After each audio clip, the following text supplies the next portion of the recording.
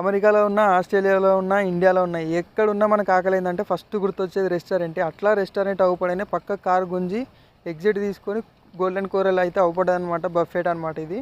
దీంట్లో వచ్చేసరికి ఈచ్ పర్సన్కి $25 to $30 అయితే ఛార్జ్ చేస్తారు. సో అట్లా అని మేమైతే గుంజి కొట్టి అట్లా లోపలికి వెళ్ళిపోయినాం. లోపలికి వెళ్ళాలని మనకి ఏమైనా కూల్ డ్రింక్స్ కావాలంటే మాత్రం ఫస్టే తీసుకోవాలన్నమాట. ఫస్ట్ బిల్లు కట్టిన తర్వాత లోపలికి వెళ్ళిపోయి సెల్ఫ్ సర్వీస్ ఉంటుంది అనమాట. ఇక్కడ మనకి ఏం కావాలన్నా మనమే తీసుకొని మనమే తినాలి. ప్రతి ఒక్క ఫుడ్ ఉంటుంది అనమాట. ఏం తిన్నా కానీ అన్లిమిటెడే. ఫస్ట్ రౌండ్ వచ్చేసరికి అయితే ప్లేట్ నింపి పడదొబ్బినా, ఎందుకంటే ఆకలి మీద ఉన్నాం కదా. అన్ని ఐటమ్స్ ఉంటాయి అనమాట. వేడి వేడిగా పెడుతుంటే ఒక్కొక్కటి అయితే మస్తు తినాలనిపిస్తుంది, కానీ మనం ఏమన్నా చూడగానే అసలే తినలేము, అట్లా ఉంటుంది.